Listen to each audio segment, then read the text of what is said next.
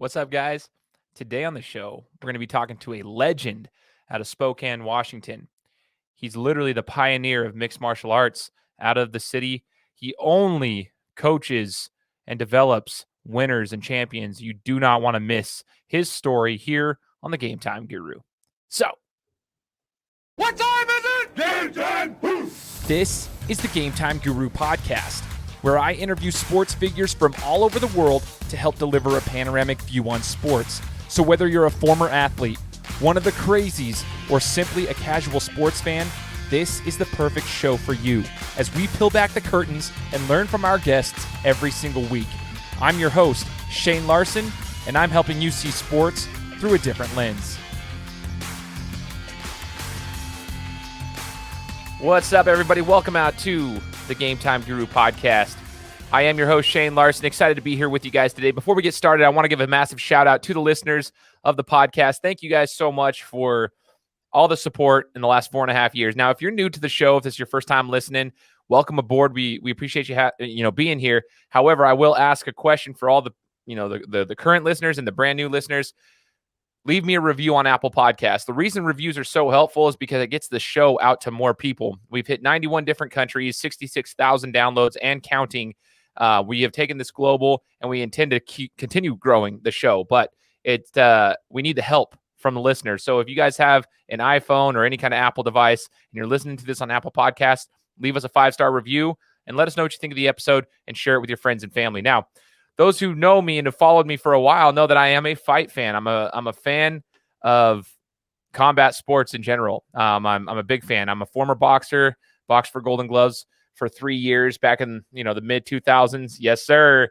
I loved it. I love the fight game, and I followed a lot of fighters. I've had fighters on my show. I've had coaches on my show, and today we get to bring on basically the man who was the pioneer of mixed martial arts in Spokane. We're gonna get to learn more about him and his journey, and hear about what's going on nowadays with him. This is Rick Little. Rick, thanks so much for joining the show, brother. Oh, no problem. I love it. Excited to have you with us, man.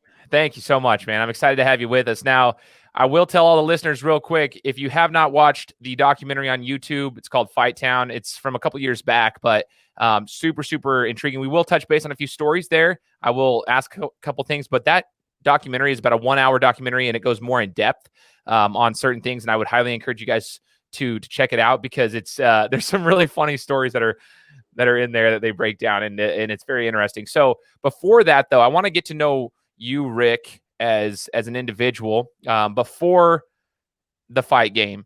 Talk to us about your upbringing, the sports that you might have played, and like, when did you actually get into the fight scene? Like, when did you start getting into combat sports, for that matter? Well, I didn't get into combat sports till my low 20s, of all things. Everybody did martial arts. They're like a lot of, I shouldn't say everybody, but a lot of people did their karate and their stuff their parents made them do. I never did.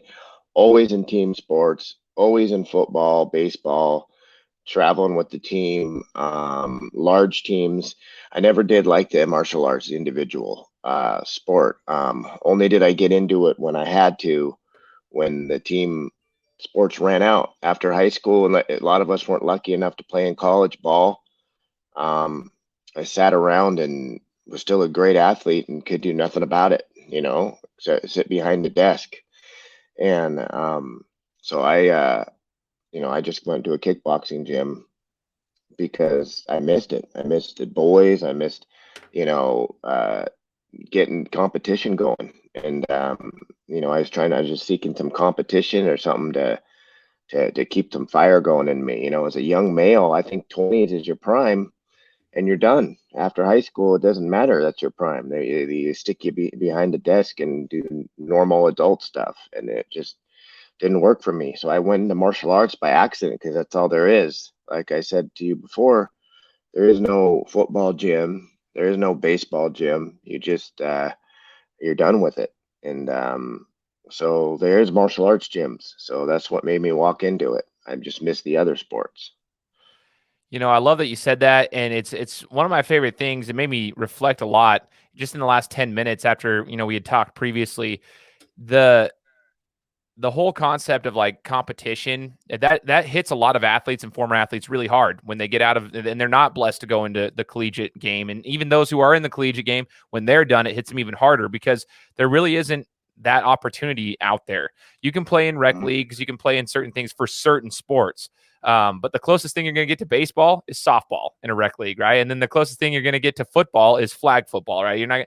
It's not the same, right? It's not the same. And I believe the same as you, like martial arts and just combat sports in general. It's such a good opportunity. Go ahead. It's funny you say that because flag football, we were national champs on my team. I got that obsessed with it because that's all we had, and it was obsession. Hoopfest, my team got 6 foot and under champions one year in Hoopfest, and you know how big Hoopfest is up in Spokane. So I mean, my desire to compete is evident. I mean, you can't win Hoopfest 6 foot and under. You can't win flag football nationals. You can't win flag football state unless you're a little crazy because, man, that was tough stuff. Hoopfest and flag football was a bunch of guys like me that were either they used to be in the NFL or college or didn't make it like me and were angry about it, right? And so there's some competition out there. And, I'm jumping way ahead here, but that's the reason why my team right now in MMA is excelling is because of what I learned and brought into flag football and to Hoopfest. Things like that I use those winning ingredients into what I have in my gym, and that's what works. And very little of it's martial arts, believe it or not. I mean, I should say very little, but a lot of it is not martial arts. A lot of it is stuff I've learned through competition, through team sports, even my own team I created. That is so cool. Shout out Hoopfest too. I've only been from Idaho. We traveled up there twice, and that was in 2014 was my last year competing there. We didn't take the championship, but we got in the final four of the 6 foot and over in our competitive division. And I mean, I'll tell you right now, it's exactly what you said there. I mean, there's a lot of guys, former college guys out there. They're hooping, man. And that's like, it is literally the biggest 3-on-3 tournament in the United States for that matter. One of the biggest in the world.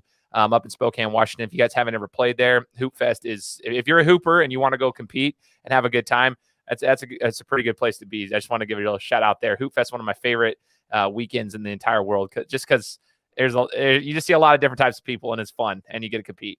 Hoopfest, you're understating that. I mean, what a thing Hoopfest is, right? It keeps us sharp. That we get all the competition we want. I mean, I've gone into it before thinking it was just going to be, because I was in MMA, like a little, keep me sharp or whatever. But people are out there fighting for their lives out there, right? It's competition everywhere you turn. Every guy, chubby, unchubby, in shape, it's a battle. It's what we're looking for, right? That's what I was talking about. As guys, we miss all that stuff, and we need this. We need to bang a little bit, and you get it in Hoopfest. That's for sure. I can 100%. Imagine you were probably a scrapper too. I imagine, and if you made it that far in Hoopfest, you were beat the hell up. I guarantee. Oh yeah, and that's what you wanted. Exactly. Yeah, we loved it, man. I mean, I took elbows to the face. My body was sore, especially when I ended up. I'm only 6'2", but I had to guard dudes who were 6'8", 6'9". I'm like, you're just banging. But that's the thing is like competition. That's what we thrive off of. If you're an athlete or a former athlete, like that's what you love. You love competition. And there's no 3 in the key. There's no 3 in the key in Hoopfest. So you got to get those 6'2" guys out of there somehow. And it's just straight wrestling to do it. You know what I mean? Exactly. It's crazy. It's crazy. It's so much fun. Shout out Hoopfest. Now, Rick, we talked about it. You're the pioneer of MMA basically in Spokane. So yeah, Spokane's known for Hoopfest when it comes to the sports world. But what a lot of people don't know, and again, I'm going to reference that documentary Fight Town. Make sure to go watch this. I'll put the link here in the description because it's actually really rad. But talk to me about why you wanted to start an MMA gym, and originally, like, it started in a basement. So talk to us about why you wanted to start this little, training facility for people in Spokane. Did you know that there were a lot of fighters there that had that passion too? Like what drove you to do that? It's fun knowing something that other people don't know. Like I said, I just, for some reason in my athletics, I was always able to pick up stuff, not through coaching. I honestly, I hate saying this, but I had some terrible coaches growing up, and you know what I mean? You get lucky if you stumble on 1 out of 10 good coaches. Most people are coaches, just because they just signed up, right? They're not because they're good. It's just to be an elite coach is to be like an elite athlete. That's 1 in 1,000, right? So I mean, I wasn't lucky enough to get a 1 in 1,000 coach. My coaches were terrible. I mean, honestly, I have no problem saying it. All the coaches I had at North Central High School, the North Central High School football coach, the basketball coaches I had from Salk Middle School, you name it, terrible.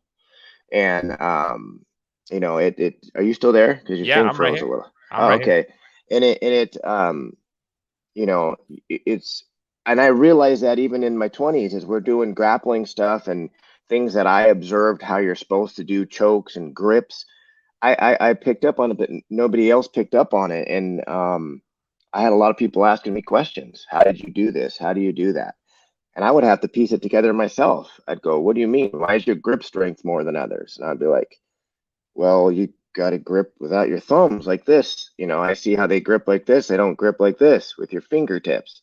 You grip with your hands like this, gable grip for all the wrestlers out there. These are things I just picked up from watching, and other guys didn't do natural. And so I would have to show them. And before I know it, I mean, I've literally become like an instructor type. Everybody's asking me questions. How do you do this? How do you do that? And if I didn't know the answer, I would figure it out through my own trial and error athletically. I would literally figure it out. And that's how I started in coaching, because it became so much that I realized nobody around here knows anything about jujitsu and grappling, nobody. So I guess I know more than everybody here. At least that's the way I was thinking. And that's what made me open a gym. I'm like, this is fun to teach. I'm going to keep doing this. I love that, man, because, a lot of people don't have great coaches going forward, and you made it a goal to at least like learn. If you didn't know something, you learned it. And I think that's really cool. You're open and honest about that. You were learning along the way. And this is the next piece I want to get into is you're obviously a good coach. Somebody might be listening to this, be like, I don't want a coach who doesn't know what they're doing, but you're obviously a good coach. Let's talk about some of the names like Michael Chiesa, right? So like we got Chiesa. Like how did Chiesa walk into the gym? And just for everybody to know, like Rick worked with him in his infancy in the sport, I should say. So I want to talk about that relationship that you have with Chiesa, and how that began, because obviously I just mentioned that name. People are gonna be like, oh shoot, okay, you know what you're doing. And you've obviously got some credence there. So talk to us about your relationship with Chiesa, and when did he come through the gym, and how was that relationship with him, and how was the learning curve for him? Yeah, I'm glad you bring up Chiesa. That's Mr. Number One. What an amazing story he is. He is, when I was in my infancy learning. I actually wasn't a great coach back then. So much so that I can honestly tell you, I had no idea Chiesa was even good. I thought he was average at best. I had so many higher profile wrestlers and things that I thought were amazing. I was still feeling it out. I now can tell you that this is a longevity sport. It's like cross country running. This isn't a sprint. This is who can maintain some decent level for a decade, not some high level for a short time. It's the decade long cross country marathon, and it's hard to predict who those people are. And that's Mike. And I should have seen it. Now that I go back, I could have said I should have known, because the guy never missed a practice. He'd get his ass whooped, and he'd still show up every day. I had other guys that were whooping everyone's ass, so you get their attention. I mean, you think that's the guy, but sometimes it's the guy, like I said, the young Chiesas that are still scrapping, even though they're losing, and showing up early and leaving late. I mean, I should have saw it coming. I didn't know not much enough about this sport or anything. I was learning to see a guy like Chiesa coming, but man, what a blessing he's been. I mean, the guy is the work ethic he displays for the last 12 years, the example he sets for the team, and the humbleness that man has. I mean, this guy is grounded. So, any camera, any big thing, any big opportunity would never go over like his mother and his girl, me. He is so grounded to what he started with. You would never know. You know what I mean? It almost surprises me every time I go to Vegas or something and people ask his autograph and stuff, because I just see him as the same kid. He has not changed a lick. He hasn't had the McGregor thing happen to him, or you know what I mean. I think whatever we can say about Connor, he's earned everything he's got, but I don't think he's very grounded, right, with his coach and everything like that. And he could be. I don't know. But I know Mike is. I know he's our coaches are us as coaches. We all hope we have a Chiesa in our gym, and that's a guy who's been there from the beginning, who's had every offer you can imagine to leave and better opportunity, and he has not even entertained it whatsoever. He's just stuck to what got him there, and he's stuck to his roots in Spokane, and he just knows it just takes good old fashioned work to get it done, and I'm just so glad that he's a rep of my gym. That's so awesome to hear. One of the things I actually want to just second what you said. Like I didn't expect him to be good. I'm not meaning that in a disrespectful way. For those who follow the sport, Chiesa came in that division. He's not like a big bodybuilder style build. He's not like a Kamaru Usman type of fighter where they're like a specimen physically. Like you don't look at him and think, okay, he's going to outmuscle me. He's got all the strength. He's got technique and he's got hard work and he's a scrapper. Like he's very technically sound now. But like when I first saw him fighting early in his career into the UFC, at least, I'm like, don't know if he's going to last. And he is such a good dude. And then just like following and seeing the way he conducts himself, he's not a lot of people have this, like, I guess they think that there's this stigma around fighters that these illiterate people. No, like Chiesa's super, super good. His personality is awesome. And I love that you mentioned grounded. That makes more sense now because you can tell the way he conducts himself that he's got a good head on his shoulders and he knows where his roots are, and he doesn't get, he doesn't stray far from those. You know what I mean? Even with all the success that he's had, I think that's really cool that you have that, that type of a name representing your gym. Another name is Julianna Pena. If you wouldn't mind, like briefly talking about, what it was like with Julianna when she came into the gym. I mean, she's made herself known in the women's side of things over for the fight game. Can you talk to me about what it was like when Julianna came into the gym and what it was like training her? Much different, much different. I knew right away this fiery Venezuelan, the passion in her eyes. Like I said, right when she walked in, you could feel that she found something that she needed. And I knew at first punch, at first time I held mitts for her, I knew right away. I knew we had something different with her and something special. And I didn't even know what I was doing back then, right? I was just opening up a thing, kind of feeling out, kind of teaching people. And I just remember just thinking, this is different. This is the toughest girl, maybe going to be the toughest girl on earth. And the good news is that initial thought I had 13 years ago is going to come true here, August 7th. I see no way we lose this fight with Amanda Nunes. I really don't. I'm not just saying that because I'm biased, obviously, but I've always thought that. And when this girl puts it together, there's not a single female that can hang with her, including Amanda. I don't see that fight being competitive after 2 or 3 rounds. I see her running away with that fight. That's awesome. I love hearing that. I mean, Amanda, obviously big name in the sport. She's super well-rounded as a fighter, great striker, an immense amount of power and a lot of energy, but I'm not lying. It's not just because I'm talking to you. I try to analyze fighters, obviously just from, I'm the armchair type of person, but I try to analyze them with a non-biased perspective. And I'm looking at them and I think Juliana's got the skill set required to beat Amanda Nunes, because a lot of people say she's unbeatable. Like Amanda's unbeatable. No one's unbeatable. Anybody can be beat. We saw that with Ronda Rousey. We thought the same thing with her for a while. And then all of a sudden we saw what could happen. I think there are chinks in the armor. And it's funny you mentioned that, because I when I look at all the fighters that are around, literally the only person that I think that has the skill set necessary to beat Amanda Nunes is Julianna, which is crazy because that's not easy to do. But I do think she has, as long as she executes properly. Granted, they're swinging 4-ounce gloves and anything can happen at any time, but I think she has a skill set necessary. I think that's really cool. And then you're part of that. Like that's super cool to me. And that's why I wanted to get, do you ever look right now, Rick, kind of look back and you see in these fighters, you've got the big names, and you've had, other named fighters that I'm sure you're super, super proud of too. I just mentioned those two for the sake of the listeners who might know these people, but there's tons of fighters who've come through your gym that you've helped and that they fought on maybe smaller promotions too, just local level or even a little bit higher level. But do you ever look back and just be like, man, isn't it crazy where we've come so far? Like from starting the gym back in. There you are. There you are. Can you hear me? Can you hear me?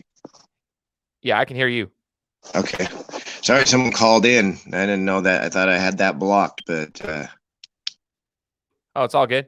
So my question is, do you ever look back, Rick, now seeing where everyone's at? Like you see these fighters and see where you're at. It started in this little gym in the basement. Do you ever look back and be like, man, like look at us now. Look where I'm at. Like, I know you probably don't want to be too prideful, but do you ever look back and just smile of like where it started to where it is now? Of course, because like I said, I just did it and I still do it for this reason, believe it or not. It's made me feel like a kid. There's nothing like someone coming to your basement going, man, teach me the way, like I'm some guru when I don't really know what I'm doing back then. And it still makes you feel important, even if it's one person, even if it's three people, even if it's 9 people, and grows to something. It's just even having one person say, man, show me how to be amazing, or show me how to do this. That's fun and that's motivating, and that's continues to be what it is, even though I don't look back that much at that, because it's the same feeling. They come to my gym and we work on stuff and they improve, and you see them get better in life or martial arts or whatever. It still feels exactly the same. Feels like I'm doing the same thing, so I almost don't look back at that because it doesn't feel any different. I still feel like 23-year-old, 24-year-old me, spitting out what my opinion is and having someone actually look at me like it's gold, and that's valuable to me. And it still feels exactly the same, honestly. I love that, man. One question I want to ask you as someone who trains, I've always been curious this. In the fight game, I've been told by my old coaches, it's very difficult for them to be a trainer when their fighter suffers a loss. And that's what I wanted to kind of pick your brain on real quick, especially at a higher level. When you get into the UFC, these higher promotions, there's a lot of money involved. If you win a certain fight, you might be fighting for the title next, which could bring in a lot of money. Like there's a lot of things that are at stake when you get into the higher level fights. And my question is this: how do the losses affect you as a trainer when you don't have all the control with your hands to go in there and do anything? Like you can give the advice, but you might see your fighter go down in a high level fight. How does that affect you as a trainer, and how do you go about handling that so that your particular fighter can get themselves grounded and move forward from a loss? Well, the losses haven't been as bad as you think. They are brutal. You put big time and long camps into beating certain people, and then it doesn't happen. They're brutal. But what's great about the losses is there's honestly, and this is a very bold statement, been only very few out of the hundreds, maybe thousands of competitions that I've been involved in that I've really believed we were just beat, where the team or the person is better, right? I've always seen something where no secret that they did or anything magical, that was a very winnable fight. And it's like I like to compare stuff to NFL football because my favorite, and it's just like losing to a field goal. In the final second, somebody boots a 55-yard field goal. That could easily just went with a gust of wind the other way. And so a lot of losses are still encouraging because there was ways to win that match. And so, nobody believes they're perfect in here, the perfect fighter, and everybody knows there's going to be mistakes in fights. So as long as there's hope that the mistakes you made are rectifiable to win, they aren't that bad. I haven't really experienced a Chiesa loss or Julianna loss where I'm just like, man, they're just, we never beat those. We never beat that person. You know what I mean? Where it's like college team playing an NFL team. And Julie's fought the best in the world, the Durandamies and the Valentina Shevchenkos, and she's winning both those fights that she lost. Those are encouraging to me. You know what I mean? Those are like what happens when she puts it together. Right. She beats both of them in a night, I believe, you know? So they haven't been that bad. You know, they say losses are learning experience. Some of them are bad learning experiences for some athletes because we've blown some people out, and I don't see them beating us ever. And that to me is more discouraging, where it's like the gap is so big. How, you know, that loss teaches you, do I even maybe belong at this level at all?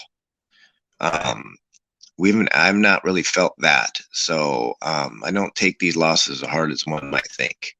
So Rick, you mentioned, you know, the losses. I love hearing about the learning opportunities that come from the fighters. I look forward to seeing the fighters as they move forward now that I have your perspective as a trainer. But I want to know more about, you know, you've trained some big name fighters and you continue to train, but talk to us about SikJitsu. Talk to us about what you've got, Rick Little, what you're doing right now. Obviously the pioneer of MMA in Spokane, but talk to us about what you're doing in the fight community outside of just training right now. But I just want to know more about the gym. I want to know more about your business ventures.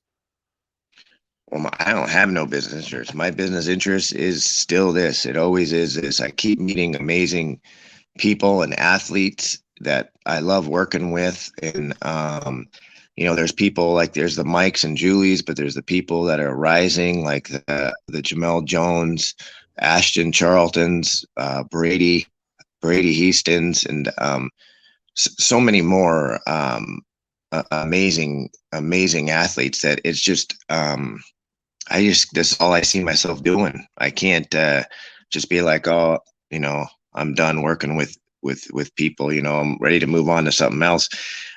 This is more valuable to me than money. You know, the money isn't really what drives me in this. It's seeing the growth and development of young athletes that I once was, seeking a coach that, you know, that could guide them, like something like I was looking for. And it's so fulfilling to me. I just that's all I'll be doing. So when you say what are your business interests or whatever, that's all it will ever be that I can foresee right now. And in it, now that I've, you know, just like fighting, you get experience, you figure out how to do it better and more efficiently. That's how it's going with this coaching thing. Sometimes I don't feel like I'm doing enough, but sometimes less is more. You know, I realize that these athletes just kind of sometimes need to be just set the right direction and shoved, right? And things get done. You don't have to overcoach, overcall plays, overdo anything, and let the will surpass the skill and win some big fights, because ultimately people forget these are fist fights, and it comes down to a lot of times who wants it more. Simple as that. I love that, man. And I love to hear that you're in there. And you answered my next question, which was some up and coming fighters. I loved hearing the names that you dropped. I have one last question for you as a coach. You know, you referenced how the sport is like a marathon, right? You've got to continue its longevity. Like you've got to keep putting the work in, you know, for fighters out there, maybe that are in local promotions right now. Maybe they're smaller promotions. They're fighting at local gyms and they're trying to see what their next steps are, but maybe they're in their mid-20s and they don't see the light at the end of the tunnel. They don't see the opportunities that are coming. You know, what advice would you give them, Rick, having been there with some top level fighters as well as fighters that are trying to make their way up the ranks, like you just mentioned? What is some advice you'd give as a high level trainer that you are for those guys that are like, okay, I want to get to the UFC, I want to get to Bellator, I want to get to these higher level promotions, but I don't see myself getting out of here because I might not be that good. What's your advice? Well, here we go. Are you ready? This is where I become controversial because I have a big mouth sometimes. You find me. Nobody, like I said, in coaching, nobody knows what the F they're doing. Nobody knows what the hell they're doing. And if they had a brain on them, yeah, everyone that comes from Spokane, everyone that comes from Spokane comes from here. You know what I mean? And anyone that's within 5 hours of Spokane should come to here. You know, I've been very inviting to people and anybody that wants to try. or whatever. You know, 'cause sometimes where you live is not your choice, right? You've just been raised a certain area, but if you have the desire and you see the results, the only gym in the world that's made 2 Ultimate Fighters from scratch. I got another kid on the Ultimate Fighter right now that I expect to win the show completely. It's going to be number 3. And, you know, put 11 people into major organizations. I don't know if there's a place that's done more, to be honest. I really don't. And there's bigger gyms out there, but they're recruiting centers. They've recruited guys that once they're developed, you know. So if you want a place that has developed people from the ground up, there has been no better place than this place right here. And to me, it's when I was young, I was lost, or I'm looking away, trying to figure out how to do things. To me, there's a place that has figured it out and that's accessible. And if you haven't hit me up and you haven't, and especially if you live in town and you haven't trained there, you really don't want to make it, because you know you're scared of success, because you know if you come into my place, put the work in, if I see something in you and I put my work in, it's going to happen. It's going to happen. So basically what your question is the advice is, if you want it, you know where to get it, and they know where to get it. And if they ain't here, then they don't want it. I love it, man. That is the best response ever. I love it. I think it's accurate. It's the truth. And I dig it. Yes. So where can we find out more about your gym? Where can they find you on social media? If somebody's like, hey, I want to contact you, how do they contact you? Maybe they're not in Spokane. Maybe they're out of the, you know, a little bit of a reach in a different community, but how do they get a hold of you? Well, I'm probably a little behind the times, because the best way to get a hold of me is Facebook. I'm always on my Facebook Messenger. Facebook Messenger for me is the best thing ever. Rick Little on Facebook. I'll pop right up. Ricky Lil on Instagram. Not quite as much on there as much, but those are the 2 best ways to get a hold of me. Or just come to Spokane and find me. I love that stuff. You know what I mean? Come make it happen, and I'll make it happen with you. And that's the problem. Like I said, we have a lot of good fighters in Spokane. I mean, I'm not going to say name, but there's some damn good fighters that I know if they made the right choice and came here, they'd have been in a long time ago. And so ultimately, just like I said in the very beginning about coaches, in this sport, you get to pick them in the beginning. You know, you don't get to pick your high school coach and all those other coaches as you're growing up in intramural leagues and stuff like that. Now you do. If you're really serious about your career, go look up who's getting stuff done, and go find it, go make it happen. That's what I did. I started out at the Gracie Academy with Hoist Gracie himself. I watched him on TV. I was blown away. I took my college money and said, Mom and Dad, I ain't going to college. And I went down to Torrance, California in my Geostorm. And I drove down there and I trained with Hoist Gracie. That's how I started. And I made it happen, you know. And my path led me a little different direction than belted jiu-jitsu, but it led me here. But it started with me just going after it. And that's what these people need to do. And to me, it's pretty cut and dry. If you want it, you're here. If you don't want it, then you're just dinking around where you're at. They're just dabbling around. I love that. That is so cool. I'll make sure to put these here on the description of the page so you guys can contact Rick if you want to take things seriously and get your game to the next level. Ladies and gentlemen, Rick Little, SikJitsu. Man, I just really appreciate your time, Rick. Amidst all the technical difficulties and everything, you stood with me, and I appreciate that, and hope to stay in contact in the future, man, and wish you the best of luck, as well as like Julianna and all the fighters going forward. I can't wait to see them. So once again, man, thanks so much for joining the show. Yeah, we're going to have a couple world champions by the end of the year, so that'll talk by itself also. Let's do it. I can't wait to see it, man. Can't wait to see it, brother. Nice meeting you, and I appreciate it. Technical difficulties are my fault, but that's not my specialty. But you'll see what my specialty is by the end of the year. Heck yeah, brother. No, I appreciate you, man. And for all the listeners out there, make sure you go follow him, and make sure to follow all the fighters. And then, hey, subscribe to the podcast, because we'll be coming to you next week. Guys, thanks so much for listening to another episode of my show. Now, if you could go and do me a favor, head over to iTunes, give me 5 stars, and leave me a review. It would be greatly appreciated. Thanks, guys. Appreciate your support.